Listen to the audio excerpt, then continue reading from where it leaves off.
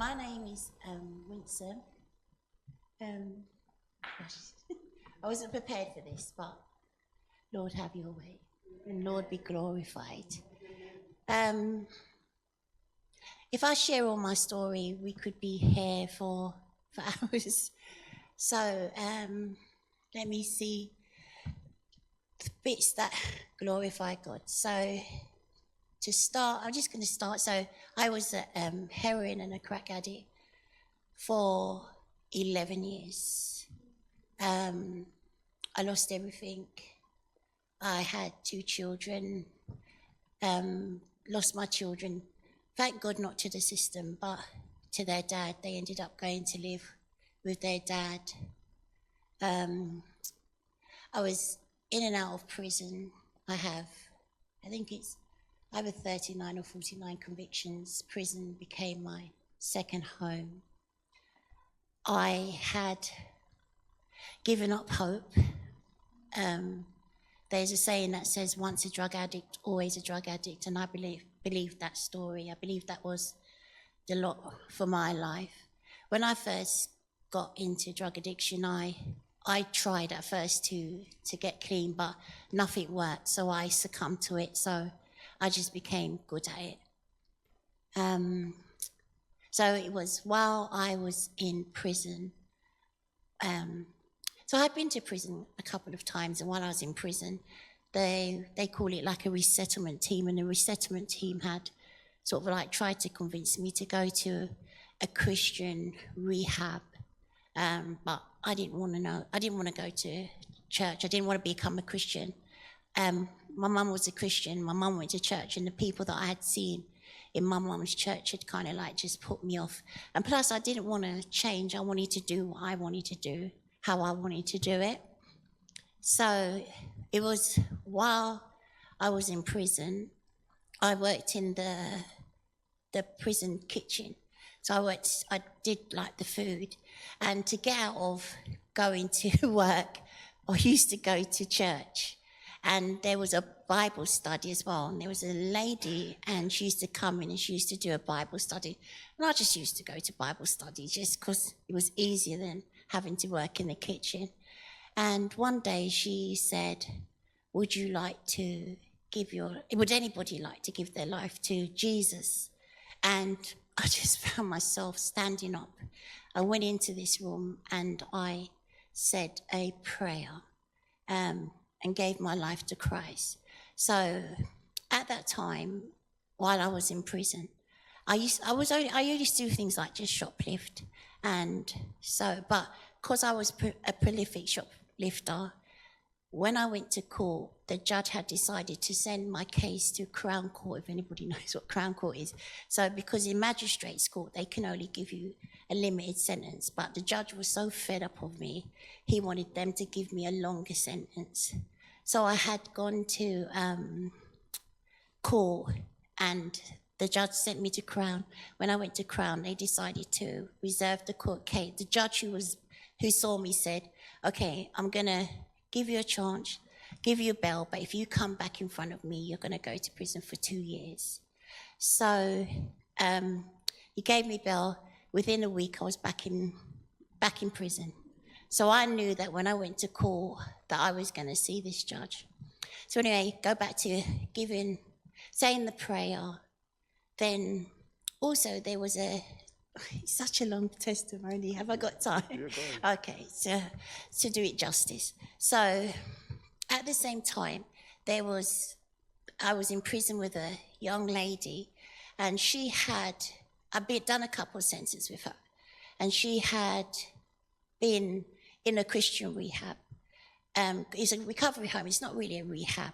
And she had come in, and she was basically, I'm going to say she was dissing this rehab because things had not gone right with her, and they chucked her out, and she ended up back in prison.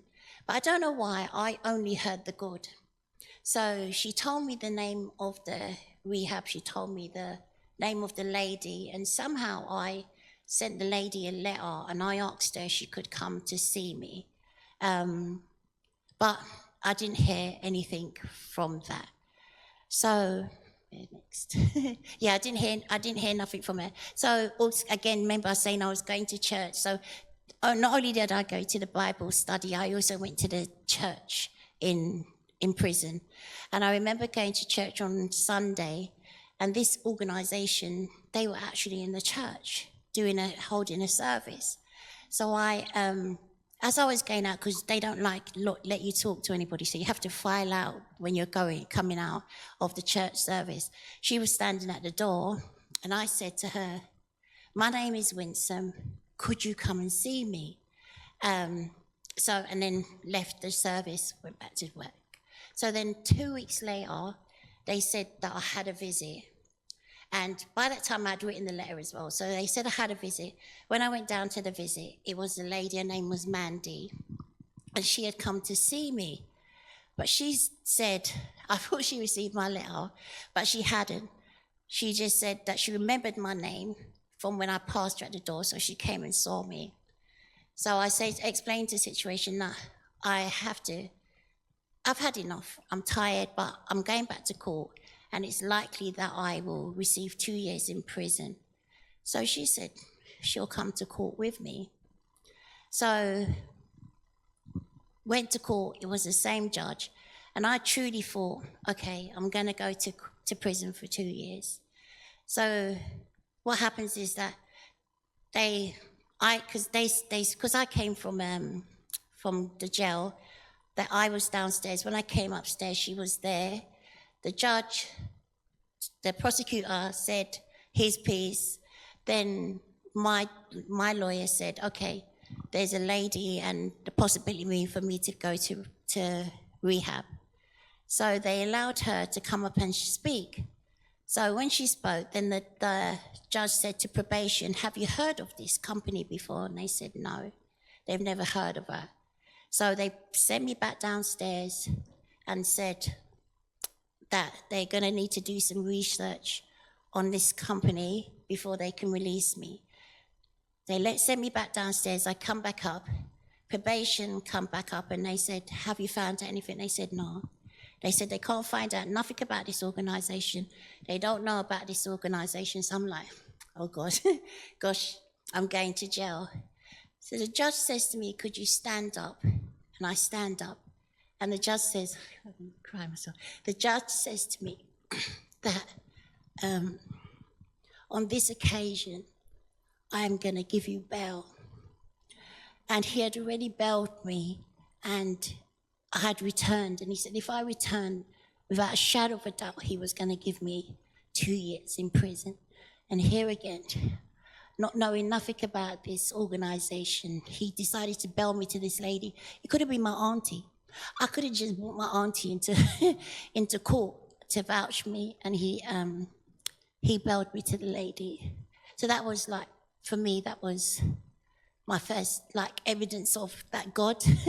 So that was like sort of my first evidence. And then she took me into a home. She didn't know me. So when they bailed me, there was nowhere to bail me to. So she took me into a house, and I stayed with her and her 2 children. And she took me to church with her. And then what happened was there was a recovery home in London. So I was supposed to go into the recovery home in London. And while I was staying with her, the recovery home was closed down. So yeah, so now I've got to go back to court and to say to the judge that there's no recovery home. So then she tries to get me into a place called the Bethel Centre, but the Bethel Centre, they couldn't take me. And then what happened was, so the church the church is a church called Victory Outreach, and they had different locations in different countries, started in America, and then it was in London, they had in Manchester, but there wasn't a home in Manchester at the time. And what happened was there was a church in Ireland, and the church in Ireland, they didn't have a recovery home, but they opened the recovery home so that I could go to the recovery home. So when I went back to court, the judge, because so many different things have changed. First, I was going to go to be in a recovery home in London. Now we're going to have to tell him that I was supposed to go to Bethel. There's no Bethel, but I'm going to go to Ireland. So what the judge did was, the judge sentenced me to 2 years suspended sentence, but he also sentenced me to 2 years where I couldn't come back in the country. God has got a sense of humour. So I wasn't allowed back in England. A shoplifter, I think it was like £47 worth of shoplifting. So I wasn't allowed back into the country. So I went to Ireland, to the recovery home. Things weren't doing too well in Ireland, and there was because it's a big church in different locations, they have churches in America, and there was a conference, so I ended up going to the World Conference. And when I went to the World Conference, I decided that I wanted to stay in the home in Las Vegas. So I ended up spending 10 months in America, and that's where I fell in love with the Lord. That's where God really touched my life, and I began to see a change in me, changing my thinking. I'm going to kind of speed it up a little bit, because I went to the home. I was supposed to be in the home for 9 months. I stayed in Ireland from February to August, went to America from August to, I think it was July, then went back to Ireland, and I spent another year in the home. So in total, I was out of the country for over 2 years. And then in 2007, the Lord allowed me to come home. And since coming home, I went home, I ended up staying with the pastor. My other pastor took me under his wing, taught me how to be a receptionist. I just got to tell you this is God's sense of humour, that when I was in the church, I used to do all the church's finances. Me, a shoplifter, was entrusted with God's money. And I did all the finances. And then now, my children are back. I've got grandchildren. And now I am a program manager in a service that I work with people, vulnerable males who suffer, their main issue is homelessness, but they also have drug addiction, they have mental health problems. And I'm the person that make sure that the programs run so that they can sort their lives out and be able to sustain their life. Thank you. Thank you.